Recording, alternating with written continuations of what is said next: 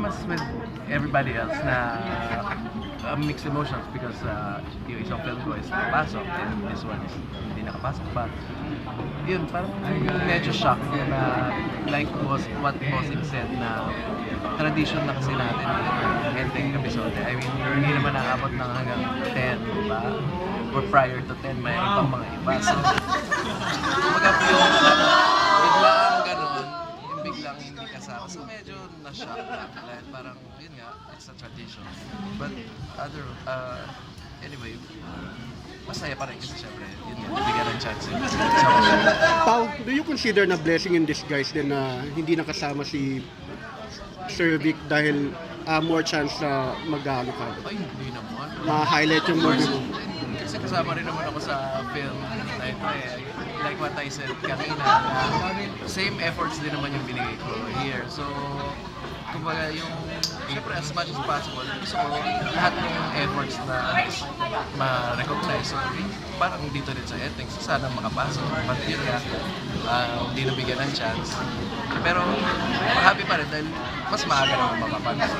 When you heard about the other 7 entries that made it to the list, anong naging thoughts mo? Did you have like a steady na feeling na you have a fighting chance to ano? No, never naman ako I mean, I'm proud of our films.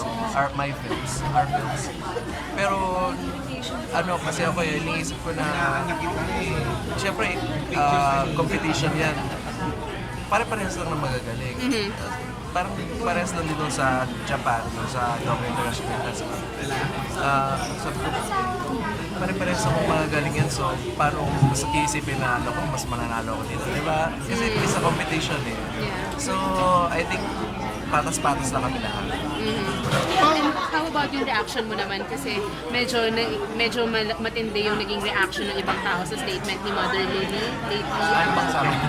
Kasi sabi niya, MMFF is supposed to be for kids and for the family and parang excluding all the other popular entries is not giving them the chance to be happy with Christmas. And then some people are reacting negatively to that naman. Part of the some directors, some actors, ganyan. What are your thoughts to that? Kanya-kanya naman tayo ng pananaw sa buhay. If that's what she thinks, of course, I respect her. We should respect each other. Diba? Then, Mother Lily, hindi naman talagang mother yan.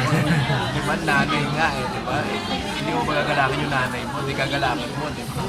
Tsaka she's been here, she's been with MMFF from the beginning, di ba?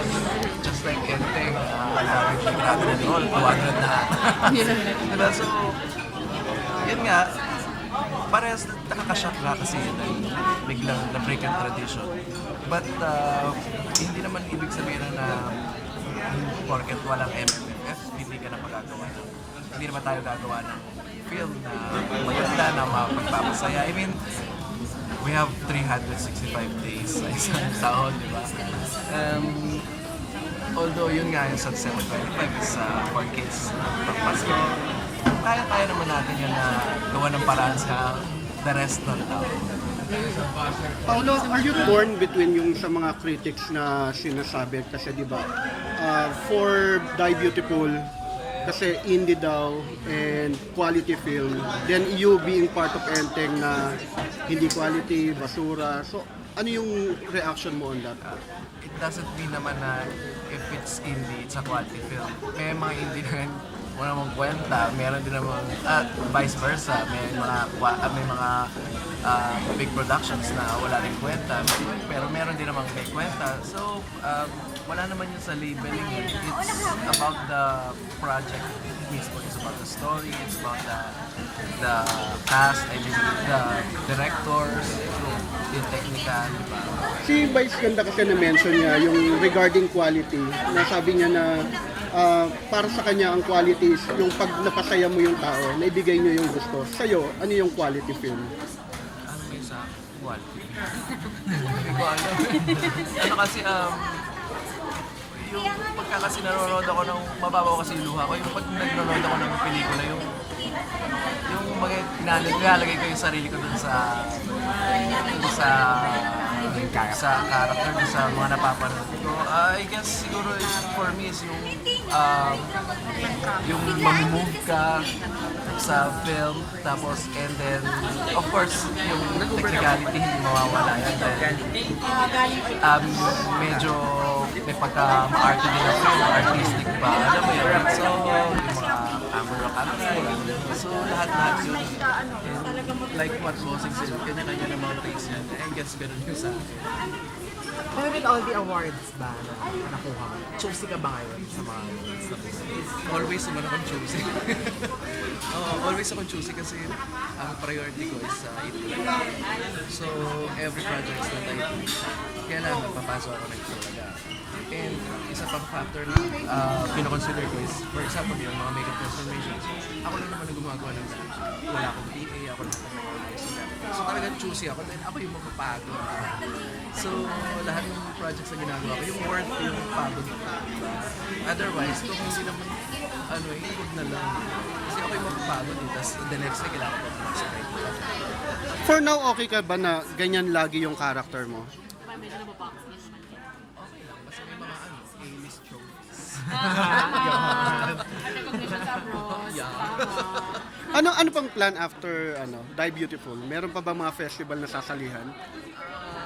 With Die Beautiful, I'm not sure yet kung ano pang plano nila. But for now, we're just focused on promoting and yun nga, breaking the sabi nga kasi nila dito alam mo yun, walang manood kasi nga Pasko. So we're, reaching out na pwede naman mapanood na maganda rin naman. So kami parang bigyan ng chance. Can I ask, ano yung mga nilulook forward mo rin na movies sa MMFF? With Uge, kasi friend ko si Uge, and I've watched yung Septic Tank na una. Sobrang hilarious to see Direk Marlon, kasama rin namin dito siya, director din namin.